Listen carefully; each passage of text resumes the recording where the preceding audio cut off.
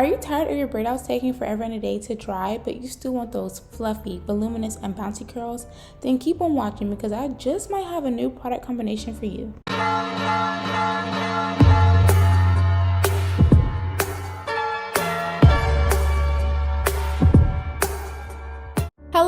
Hello. If you're new here, welcome. And if you're true to this, not new to this, welcome. But either way, you're welcome 1 time, 2 times, 3 times. You're welcome, and I'm just so happy for you to be here. So let's jump right into this tutorial. When doing any type of hairstyle, I personally like to work on freshly washed and conditioned hair. There's just something about giving my hair a reset before styling again that I believe helps me to prevent breakage from, working on unmoisturized and, thoroughly detangled hair.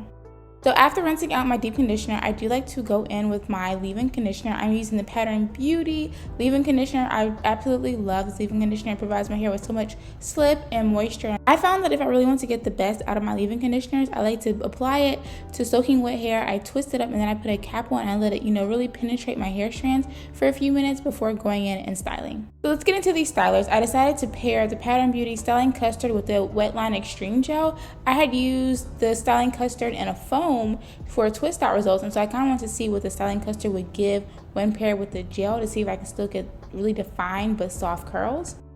So excited to go back in and use this custard because, like I mentioned, I had got really good results when I had used it for a twist out, and it does have a little sticky consistency. So I was like, ooh, yes, my curls are definitely going to bond together. I'm going to get nice definition. I'm smoothing it into my hair, all that jazz, right. And since I do have kinky coily hair, I personally like to use a gel as my topper because I feel like it really helps to bond my curls and really define them so that I can get the best results each and every time. I'm not gonna lie, looking back, and even while I was styling my hair, I noticed the frizz and that my curls were not that defined, but I was like, we're gonna go on ahead, we're gonna detangle, and we're gonna just, braid it up and see how it looks after it's braided. And the reason why I mentioned the frizz before I even style my hair is because if it's frizzy before I style my hair, 9 times out of 10 for me, it's gonna be frizzy when I take it down, or it's not gonna be as defined as I would like. So normally when I try out a new product combination, I like to combine the 2 products to see if they actually work together. And so if you see clumping with the products combined, that means that you're going to experience flaking and probably frizz because that combination is not a good combination, right? But if you don't see clumping, then that means it's a good combination. So imagine to my surprise, when I see clumping, I'm like, pause. Let's start over and use something else. I've been seeing the girlies hype up the result that they get from using a mousse plus gel, so I decided to give it a try. The Miche Curl Defining Mousse has never led me astray, and when I pair it with the Wetline Extreme Gel for a wash and go, I always get really good results. So I was like, you know what, this is a shoe in, right? We should be good. Besides getting great results with using this combination before, another reason why I wanted to try using a mousse and a gel for my braid out is because I've noticed that whenever you do any type of hairstyle where you're modifying your natural curl pattern and you want it to set in place and dry quickly but still have that definition and volume, using a foam or mousse is definitely going to be your best bet. And so I wanted to show you guys a close-up of the 2 braids side by side. The braid on the left is from the first combination and the braid on the right is from the second combination. I don't know if you can tell, but the braid on the right is definitely a little less frizzier compared to the braid on the left. Braid outs have low-key been coming back into rotation for me because they are simple when it comes to installing them, but you're also able to achieve a nice stretch, curl definition, and volume depending on what type of products you use. For instance, I've noticed that when I use a curl defining cream, my curls are really defined and juicy, but that I don't get a lot of that instant volume that I would get as opposed to when I use a mousse. I feel like the volume is more easily achievable, if that makes sense. But definitely comment down below if you want me to do a side-by-side comparison video where I use a curl defining cream and a mousse to help you guys visually see what it is that I'm talking about. But anyways, back to the whole braid out mousse and gel combination. So I wanted to give you guys a few tips that I've learned over the years when doing braid outs that have really helped me to master this type of hairstyle. For me, like I mentioned before, working on freshly washed hair always helps me to achieve the best results. Just starting off with a clean base so that I don't have any product buildup, I don't have any tangles, and my hair is just already moisturized and ready to go in with the hairstyle.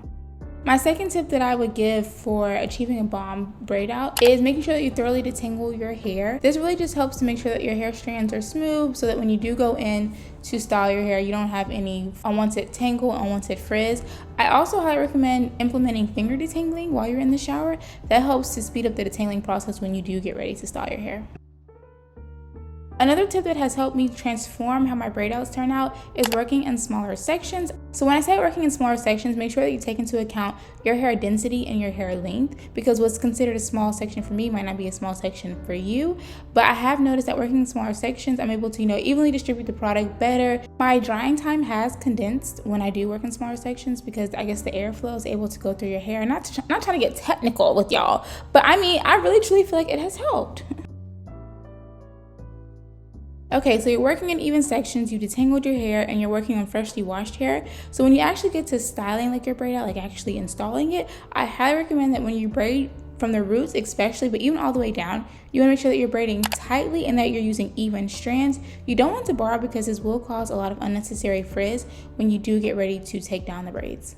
And so I want to give you guys a close-up so you can see how tight I am braiding at the root and even all the way down. This really helps to mold and set your curls into place of the braid to get like that wavy curl for when you do take down the braids when your hair is actually dry. And so yeah, you just continue to braid, make sure you're braiding tightly and you're not borrowing any hair. And I do like to add more product at the end and smooth my ends one more time before I coil the ends. I like to coil the ends because it really sets the curls in place for when I do get ready to unravel them. And there we have it. We are done with the installing portion. I just wanted to give you guys a close-up of what my hair looks like before it is dry, what the curls are looking like, what the parts are looking like, just so you can put everything together.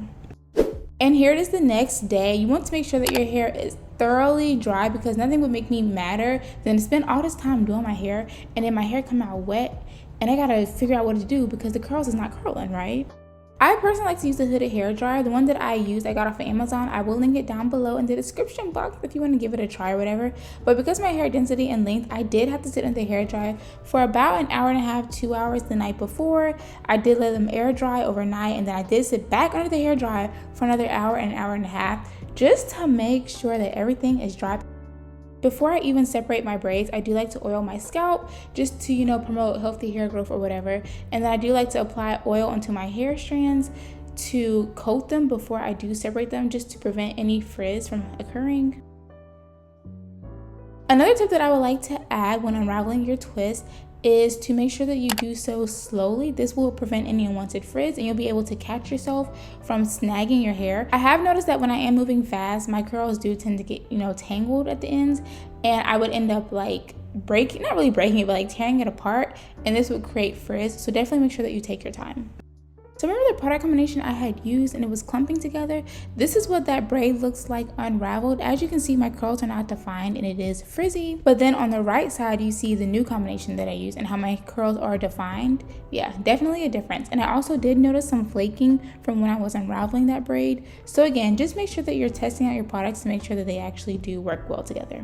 And again, in 4K, I want to show you guys what it looks like if your braids are not thoroughly dried. Don't be like me. Again, this is why I've noticed that working in smaller sections have helped, but sometimes in the back, I be getting lazy, y'all, and I be doing bigger sections. But yes, come through with the close-ups. I want to show you guys how to unravel the bottom of your braids. Make sure to take your time, and this is why it's so important to make sure that your strands are equal when you are braiding. That way you don't have any frizz because you didn't have to borrow from other strands, if that makes sense. And this is my hair partly unraveled. You can already see the definition. You can see the shine. You can see the moisture. You might not be able to feel it, but you can see it.